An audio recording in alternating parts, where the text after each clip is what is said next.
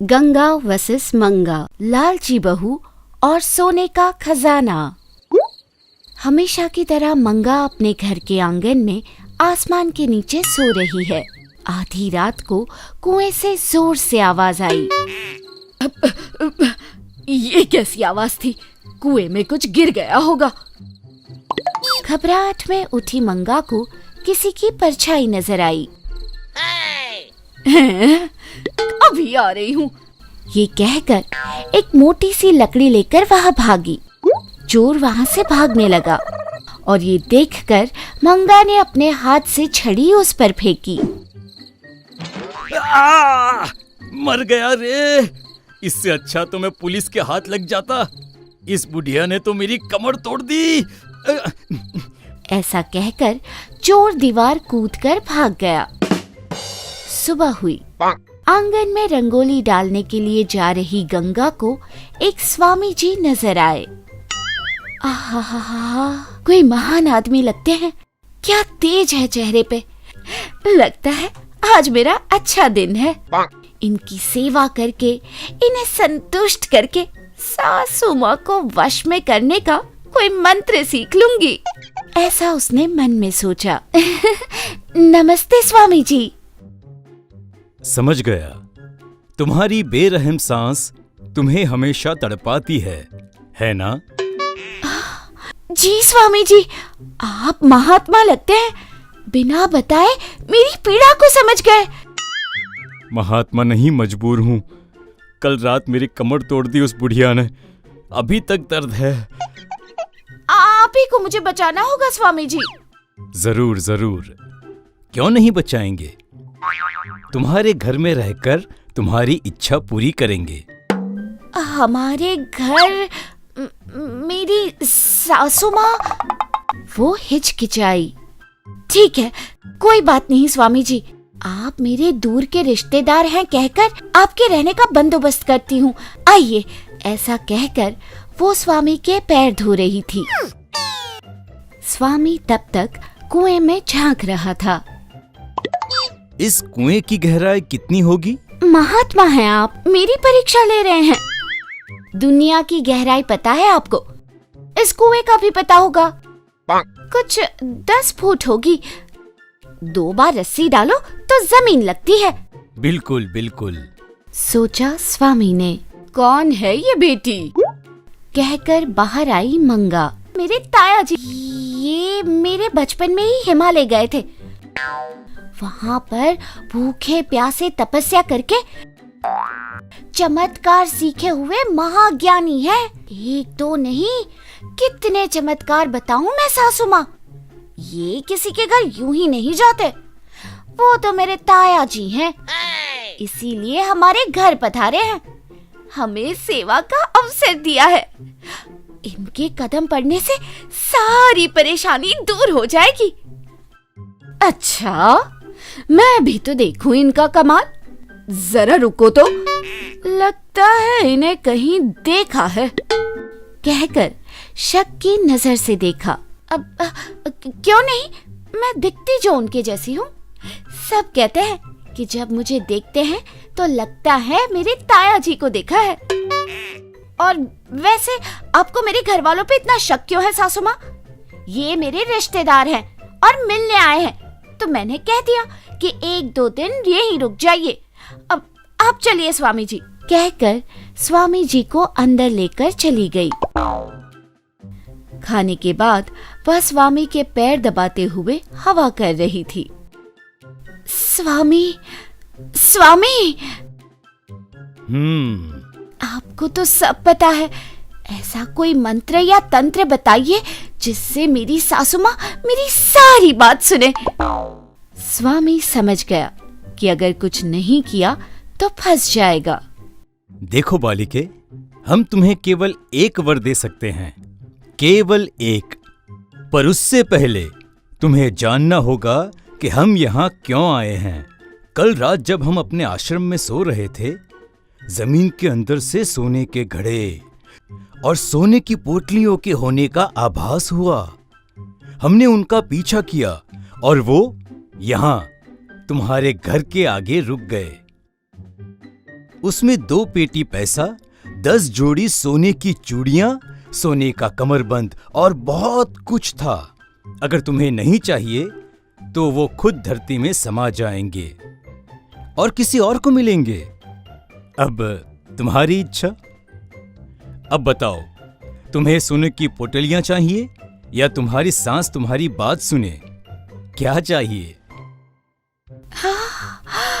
भगवान, सोने के घड़े! सासू माँ को तो बाद में भी मना सकते हैं। उसने मन में सोचा, सोना सबको यूं ही नहीं मिलता स्वामी जी। बताइए ना, सोना कहाँ है?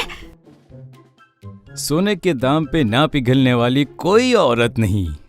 खुद ही हंस पड़ा, आंख बंद करके ध्यान करने का नाटक करते हुए। दिख गया, दिख गया। बालिके, तुम्हारे घर के आंगन में जो कुआं है उसमें तुम्हारा सोना है। आज रात को निकाल दूंगा। मगर पर क्या स्वामी जी? अगर बोरिंग पंप में पानी चाहिए तो पानी डालना होगा। बैंक से सूद चाहिए, पैसे डालने होंगे। बिल्कुल। अगर तुम्हें वो सोना चाहिए तो तुम्हें कुछ सोना कुएं में डालना होगा। जितना सोना तुम डालोगी उसका दुगना सोना तुम्हें मिलेगा। दुगना? हाय रे दैया, फिर तो मैं अपने साथ साथ मेरी सासू माँ, अपने पति का, मेरी देवरानी का और मेरे ससुर का भी सोना डालूंगी। ये सब सुन रही थी मंगा। अच्छा, तो मेरा सोना डालेगी? अब बताती हूँ। आधी रात होने को आई और मंगा ने भोलापन दिखाकर कहा, सुनो बेटी, मुझे नींद आ रही है, मैं सोने जा रही हूँ। ऐसा कहकर हमेशा की तरह चौखट पर सोने गई। गंगा ने सोचा कि सास सो गई है और घर का सारा सोना स्वामी के सामने रख दिया। ध्यान में से स्वामी ने आंख खोल के सोने को देखा। आज मेरा अच्छा दिन है, ऐसा सोचकर कहा, चलो अब मैं तुम्हारा सोना कुएं से निकालता हूँ। तुम मदद करोगी मेरी? यह कहकर कुएं की तरफ चला गया। मंगा उसे देख रही थी। गंगा की मदद से कुएं का सोना स्वामी ने बाहर निकाला। हाय रे हाय, लगता है बहुत सोना है स्वामी जी, निकालिए और निकालिए। वो दोनों रस्सी खींच रहे थे। 2 पोटली सोना देखकर गंगा का सर चकराया। ये तो मेरे सोने से कई गुना ज्यादा लगता है। क्यों नहीं होगा बालिके, इसमें मैंने भी तो डाला था। अब हम दोनों इसमें से आधा आधा हिस्सा बांटेंगे। वो दोनों अपना सोना बांटने तैयार हो रहे थे। ये देखिए, मेरी 2 सोने की चूड़ियां, इसके बदले मैं 4 ले रही हूँ। ये मेरा हार, इसके बदले में 2 हार ले रहा हूँ। ये रही मेरी चेन, इसके बदले मैं 2 चेन ले रही हूँ। ये रहा मेरा कड़ा, इसके बदले में 2 कड़े ले रहा हूँ। अब ये रही सासू माँ की अंगूठी, इसके बदले मैं 2 ले रही हूँ। कहकर वह लेने गई कि जरा साइज तो दिखा ना। एक और हाथ इन दोनों हाथों के बीच आया। गंगा ने अंगूठी को हाथ में रखा और कहा, अरे ये तो बहुत ज्यादा टाइट है। एक आवाज आई, अब कोई बात नहीं, ये वाली देखिए। एक अंगूठी देते हुए एक बार उस तरफ देखा गंगा ने। सामने बड़ी बड़ी आंखों वाली मंगा और बगल में पुलिस को देखकर गंगा घबरा गई। क्यों रे चोर, चोरी किया हुआ सोना यहाँ छुपा के रखा है और वेश बदल कर घूम रहा है। अरे हम तो एक चोर के लिए निकले थे, यहाँ तो 2 हैं। कहकर उसकी गर्दन पर हाथ डालकर उसे ऊपर उठाया। नहीं नहीं नहीं नहीं, मैं चोर नहीं हूँ सर। अरे तुम लोगों की शक्लें बता रही हैं कि तुम चोर हो। मुझे तो पता भी नहीं कि वो कौन है सर। क्या आपको लगता है कि मेरी सूरत इनसे मिलती है। आप ही देखिए। मुझे तो लगता है कि मिलती हैं। बेवकूफ चोर तो हो तुम लोग। चलो अब। सर, आप मुझे कोई भी सजा दे दीजिए, पर इस शक्ल से मेरी तुलना मत कीजिए। कहाँ मेरा ग्लैमर और कहाँ इसकी शक्ल। कमीने, तुझे आग लगे। मेरी शक्ल को क्या हुआ? चांद जितनी खूबसूरत तो है मेरी सूरत। देखिए सासू माँ, ना ये मेरा ताया है और ना ही कोई रिश्तेदार। वो तो सोने की लालच में मैंने इस पर भरोसा कर लिया। आप ही बताइए ना इंस्पेक्टर से। वह यह कहकर माफी की भीख मांगने लगी। सर, वो मेरी बहू ही है। हाँ, लगती चोर है पर चोरी नहीं करती। उसकी सूरत देखिए और उसे छोड़ दीजिए। मंगा ने रिक्वेस्ट करते हुए गंगा की ओर देखा। मेरी सासू माँ अभी मुझे नहीं छोड़ेगी। आप कह रही हैं इसलिए छोड़ रहा हूँ। चोर को पकड़वाया और सोना दिलवाया। धन्यवाद। कभी कोई मदद की जरूरत हो तो मुझे बताइएगा। ऐसा कहकर सोना और चोर को लेकर वो चलने लगे। सर, अब इस सोने का क्या करेंगे? पिघला कर तेरे लिए सोने की बेड़ियां बनवाएंगे। चल। कहकर चले गए। रोती हुई गंगा अपनी सास के पास जाकर कहती है, मुझे माफ कर दीजिए सासू माँ, मैं लालच में आकर बेवकूफ बन गई। मुझे अपने सोने को बचाना आता है और अब तो मैं तेरा भी सोना अपने पास ही रखूंगी। जब मुझे लगेगा कि तू बदल गई है तब लौटा दूंगी। कहकर सारा सोना लेकर मंगा चली गई। अरे, कहाँ मैं छोटी मछली डालकर बड़ी वाली पे हाथ मारने चली थी। यहाँ तो सब चला गया। कहकर गंगा रोने लगी। हर दिन के जैसे ही गंगा बहू सुबह सुबह उठकर नहा धोकर अपने मायके से लाए हुए ऐनक के सामने बैठ के, हाय रे, आज तो मैं बहुत खूबसूरत दिख रही हूँ। मेरी सुंदरता का तो लाजवाब है। ये देख के सास मंगा वे बातों से चिढ़कर ऐसे कहने लगी, हाँ हाँ, ऐसे खूबसूरत बहू मिलने के तो बहुत पुण्यकार करना पड़ेगा। सजती हुई गंगा अपनी सास की बातों को ध्यान नहीं दिया। उनकी बातों को ध्यान नहीं देते हुए बहू को देखकर मंगा आग बबोला होके अपने आप में ऐसे कहने लगी, हर वक्त उसी ऐनक को चिपकली जैसे चिपक के बैठ जाती है। इधर आके सास का हाथ बटाने का ध्यान ही नहीं है इस लड़की को। सुबह से शाम तक वही सजना और धजना। भगवान करे ये ऐनक टूट जाए। गंगा के सामने वाला ऐनक फाट करके टूट गया।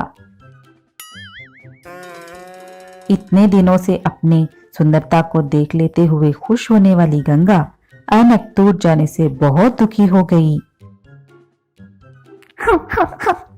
अपने मायके से लाई हुई बहुत कीमती ऐनक था। पता नहीं इसको किसकी नजर लग गई। कहकर रोने लगी।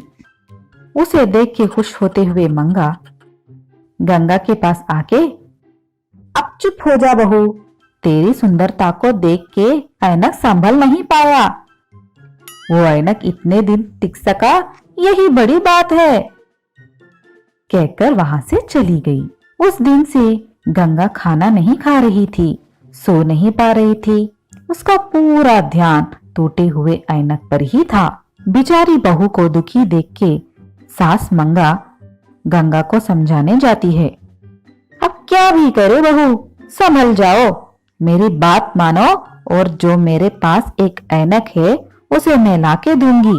जब तक तुम नया ऐनक नहीं लेती उसे इस्तेमाल कर लेना।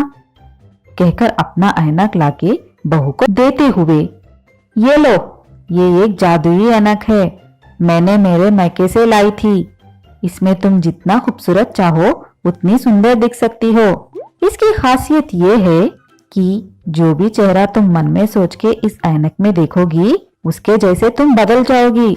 जरा होशियार रहना। अगर तुम इस ऐनक में इसमें देखते वक्त किसी कुत्ता या बंदर को याद करोगी तो देख लेना किसी सर्कस या जू वाले आके तुम्हें लेके चले जाएंगे। कहकर चली गई।